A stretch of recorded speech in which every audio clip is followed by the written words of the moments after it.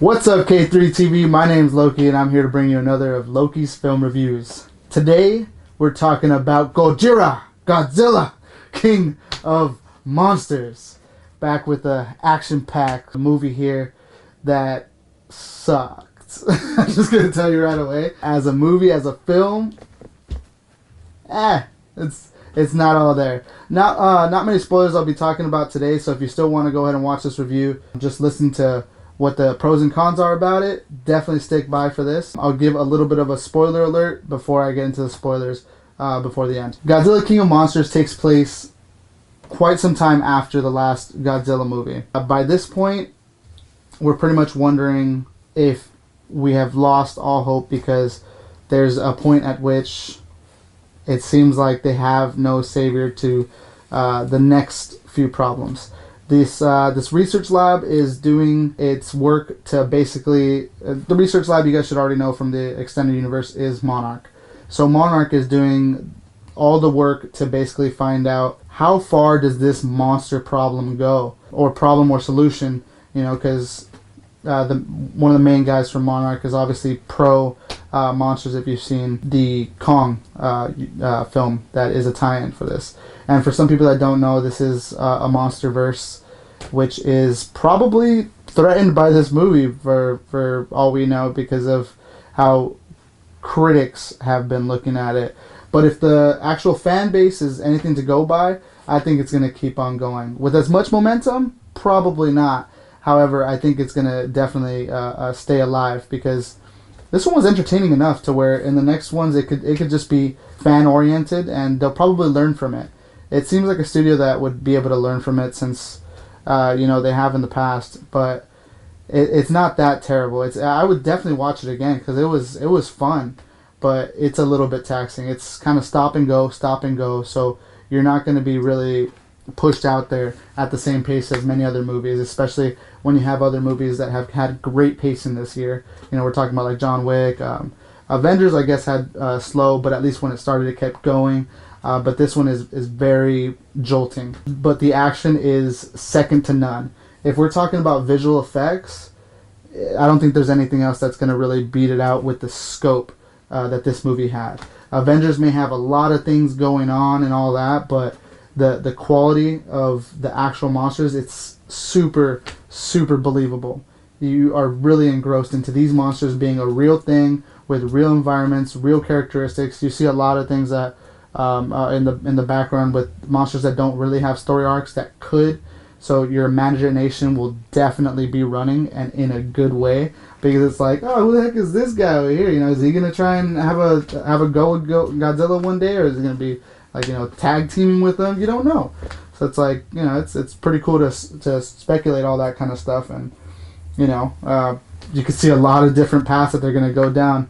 Obviously, if you guys don't already know, there should be in the works Godzilla versus King Kong, which is how it's supposed to have been and how some of the classic movies have gone. So that's something to definitely be excited about. I mean that's the whole reason why a lot of people are like, oh, you know, like Kong is so much bigger. Well, because you got to go against freaking big old Godzilla. You can't take, you know, like a tiny little Kong versus big fat Godzilla monster. Like, you know, it's gonna go down. The only thing is what's King Kong gonna do against like a blast of Godzilla? I mean, that's messed up, dude. That's just like, he's some monkey. You don't have no freaking superpowers like an alien Godzilla, or supposedly alien Godzilla or something. Speaking of the monsters, the big baddies, the offensive, we got to see some of the classics, and that's what everyone was looking forward to. I mean, I'd say, unless there's like new fans to this, but from the last one, in the last movie, you saw this new monster no one knew about. It was like, what is this weird alien thing that just looked generic, you know, pasted in? Well, that was a trial run. That was just basically the pilot episode for Godzilla. This is Return to Classic. This is the actual remake right here. And so we see people coming, or people, monsters. Monsters are people too. We see monsters coming back, like Mothra. I mean, that's one of the favorites right there. Cute little moth boy. Even though he's like the smallest one, he's you know, really important in the classic movies, and of course in this one. And Mothra is beautiful, awesome, does what he usually does in the other movies. He's a very small role, but he gets it done. Then we see obviously the freaking pterodactyl on steroids, which is Rodan. Rodan, am I saying that right? Rodan. And that guy is menacing. Freaking fire pterodactyl. I mean, where can you go wrong with that? I mean, he doesn't have much screen time in what he actually gets done, but we all know why. And that's because of the big baddie, King Ghidorah. And King Ghidorah is, well, you know, King Ghidorah, I should say. It's basically, if you guys don't already know, that's basically a Hydra, 3-headed dragon, flying Hydra. He's insane, and he really does get you on screen. He's so captivating because it's like, wow, this guy's got some power. He's basically an electric I don't know, man. They made him back in like the 40s or something like that, you know? It's like, he's crazy with just all the powers that you can possibly have.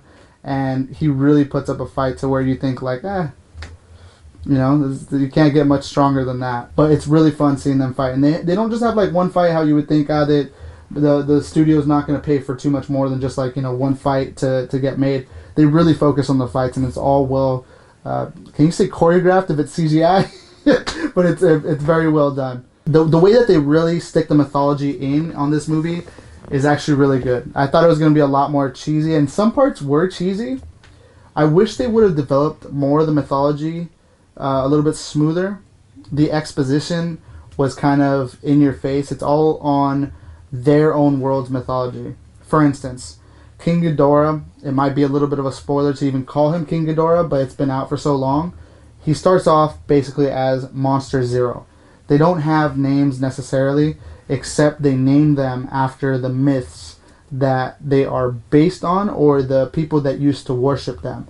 Because they really mix the old world history, for instance, Mayans, Chinese cultures, any kind of culture that they might have been in, even like, yeah, Chinese or Japanese, anything like that. They mix that in very well to basically mean their mythological creatures are actual real creatures. We just didn't know about them yet. So that's really cool, and I think that they could have gone a little bit deeper into that than they did.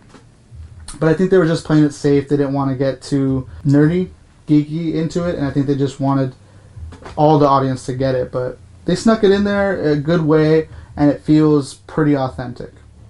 So it was good. I liked it. This movie not only looked great and top-notch, like no other movie out there really with this scope, scene per scene, but it sounded amazing. I think they reused a little bit too much of their typical sound for kind of like Godzilla type of sound. They have, you know, that theme, the monster theme, and I don't think they went too much into it with the other monsters. Maybe because they weren't going to keep them around, so they didn't make their own custom themes. I think King Ghidorah had a little bit of a theme in the background, if I remember correctly. But overall, the music was amazing. There was some specifically custom music that was made for this that some people might not generally know. Serj Tankian from System of a Down, if you guys know that band from like mainly like the mid-2000s, he actually sang for the main theme for Godzilla, and that was really cool. There's other people like Bear McCreary. He's really, really good right now. That's a really good composer for shows like Vikings, even video games like God of War. He was the main guy in that, and him and Serj Tankian, and even people from Death Clock. Can't remember who from Death Clock, if you guys know what that is, Metalocalypse, anything like that. They all collabed for this song, and I thought that was really great. Most movies aren't doing that kind of fan service anymore, so that's very unique. So it sounded great. I'll give it that much. All in all, this was a good movie, but it could have been great. It's a must-see still to me if you like action, if you like the monster idea, the big scope type of action. Definitely just go catch this because it's worth that. There's nothing else that compares to it on that level. But that being said, I'd still have to give it about a C. It could have been a lot better if they were able to intertwine the human drama in a way that it drove the plot a little, but they didn't focus completely to where it felt almost like a completely different paced drama than the action that was going on in the impending doom. It felt like they were trying to make you care about this little side story that was just driving everything instead of the main plot, which is the whole monster verse. Basically, they weren't catering to that. So hopefully you guys check it out. If you guys already have, definitely comment down below. I want to know what you guys think about it. Like, subscribe. Thank you very much for watching K3 TV, and I'll catch you guys next time.